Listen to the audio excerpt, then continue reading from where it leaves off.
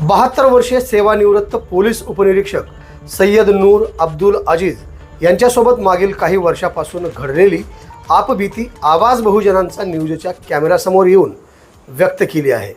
काय घडले नेमकं नूर सय्यद यांच्यासोबत बघा तुम्हीच। मी सय्यद नूर अब्दुल अजीज, वय 72 वर्ष, धंदा सेवानिवृत्त पोलीस उपनिरीक्षक आहे। जय हिंद। माझे म्हणणे असे आहे की 1994ला माझ्या पत्नी साल्या बेगम यांच्या नावे अख्तर जमा खां पठाण यांच्याकडून शेती घेतली व आजपर्यंत तो ताबा असून 2008मध्ये अनवर अख्तर जमा खां श्रमिक मागासवर्गीयचे चेअरमन यांनी विविध खोटे नाटे आमच्या विरोध सहकारी हिबानामा या आधारे मान्य कोर्टामध्ये दिवाणी कोर्टात दावे टाकले होते। सर्व निर्णय माझ्या पत्नीच्या कक्षेत झालेले आहेत।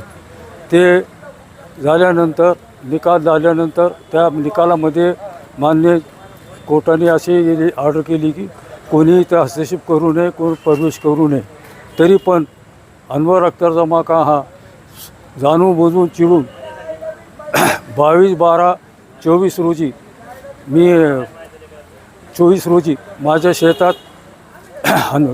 गणेश किशन हनुमंते हा शेड मारत असताना त्याचा मोबाईल आले की जुने पत्रे ट्रॅक्टरमध्ये शिवीगाळ करून धमकी देऊन घेऊन गेले।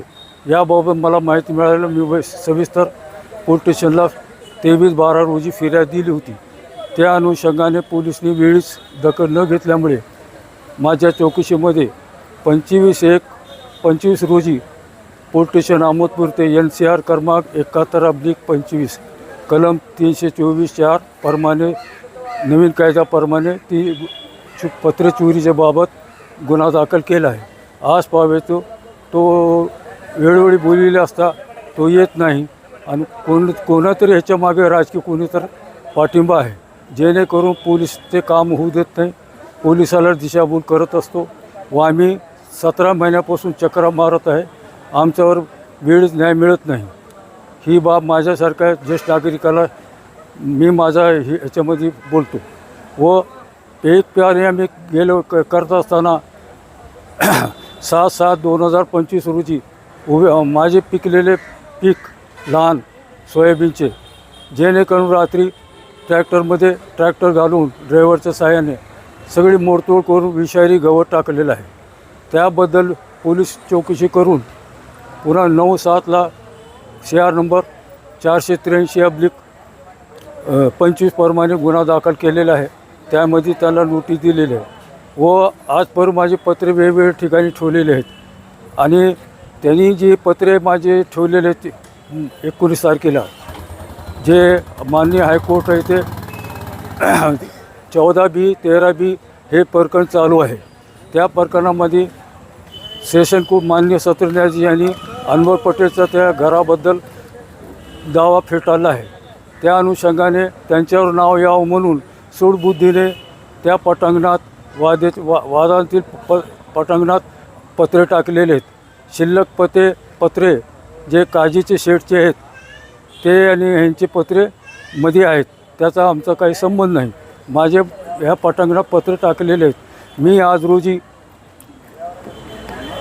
साहेब दिंडगे साहेब 2 पंचासमक्ष आणि साक्षीदार घेऊन घटनास्थळी गेलो। घटनास्थळी पंचनामा झाला, व्हिडिओची ही झालेली आहे आणि यानंतर आम्ही टेम्पो मागविलं। टेम्पोमध्ये पत्रे टाकण्याच्या हेतूत घटना 3 वाजता अनवर पटेल व त्याचे मुले आले व त्यांनी शासकीय काम पंचनामा हा शासकीय काम करत असताना मी पत्रे नेऊ देत नाही, मला फाशी द्या आणि मला शिनारपाळीचा कुत्रा आहेस तू म्हणून शिवीगाळ केलेली आहे। तर पत्रे जप्त पूर्ण केलेले ते तपासाची पूर्ण ही केल्यानंतर आणण्यासाठी गेलं असता ते टेम्पोमध्ये पत्रे टाकू दिले नाही। याबद्दल आम्ही यापूर्वी पण माझे शेतीमध्ये 9 लाख रुपये SDF बँकमधून कोर्ट मॅटर असताना मनाई हुकूम असताना त्याने दिशाभूल करून बँकेची फसवणूक केलेली आहे। याबद्दल सदर प्रकरणी बँकवाले अद्याप अजून दिले नाही पत्र, फक्त थर्ड पार्टी म्हणून दिलेत। शेवटचं पर्याय जे द्यायला पाहिजे अद्याप दिले नाही, ते पण त्याचे प्रकरण चालू आहे. व बनावट सह्याबद्दल पण त्याचे पोलीस स्टेशन अहमदपूर येथे चौकशी चालू आहे. गुन्हा दाखल अद्याप झालेला नाही, ती होईल. अशा प्रकारचे त्याला बरेच प्रकरण आहेत तिथे, हेवे दावे, कुणाचे काय, कुणाचं कब्जे कर, कुणाचं कर. आणि मरसुनी गावात ते कुणाला आम्हाला पंच म्हणा किंवा साक्षीदार मिळू देत नाही. यापूर्वी एक केस झाली होती, पण ते त्याच्या साक्षीदारामुळे ही झालेली आहे. त्याचा माझा संबंध आलेला आहे 16मध्ये. नंतर माझ्यावर 107ची खोटी केस 16मध्ये केलेली आहे. नंतर सावकारी केस केलेली आहे, कर्मचारी असल्यामुळे, मुलगा नोकरीला असल्यामुळे ते विरुद्ध सुटले 8मध्ये. आणि हिबानामा, खोटा हिबानामा कोर्टात दाखल झाला, त्यामध्ये ती केस पण आमच्या पत्नीचा निर्णय लागलेला आहे. सगळं सूडबुद्धीने सर्व नाचलगाला गावातला समाजाला घातक ठरत आहे. गावात त्याच्या विरुद्ध कोणी मरसुनी तर बोलत नाही. बोलले की त्याला रात्री बेरात मारहाण करते, धमक्या देतात. आमचे भगिनी किशन हनुमंते आहेत, यांना पण आंदोलन धमक्या येत आहेत. गणेश हनुमंतेचा मोबाईल फोडून 3000चं नुकसान केलेलं आहे त्या घटनेची वेळेस. ह्याची दखल अद्याप त्याच्या वेळेवर बोलले तो येत नाही ठाण्यात. आणि आम्ही सतत मी एक सहाय्यक पोलीस कायद्याचं ज्ञान आहे, मी प्रत्येक गोष्ट सनशी मार्गाने केलेलं आहे. तरी माझी कृपया ही बनावट सह्या, इतर एक बनावटच्या हमालाच्या सह्याची त्याने 55 लाख रुपये त्याने बनावट सह्या करून ते उघडकीस आलं आहे. त्यामुळं चिडून मी 22मध्येच अर्ज दिला होता. ते चौकशी चालू आहे. पुरवठा अधिकारी मला तिथं काही सहकार्य मिळाले म्हणून पोलीस अधीक्षकमार्फत अर्ज दिला बनावट सह्याचा. जे एकत्यारात आहेत त्या ठिकाणी मी सर्व कागदपत्र दाखल केलेलं आहे. आणि त्याची सूडबुद्धीने ठाण्यात पोलीस स्टेशन अहमदपूर येथे स्वतःची मुलं, नातलग, इतर गुण घेऊन इथं थांबला आहे. मी एकटा असल्या मी कुणाला आणत नाही. मी सनजी मार्गाने ही करणं माझी विनंती आहे सर्वांना की मान्य पोलीस अधीक्षक, मान्य उपविभागीय अधिकारी, मान्य पोलीस यांना विनंती आहे, सरकारी काम करत असताना जो पंचनामा करून पत्रे गुन्ह्यातील मुद्देमाल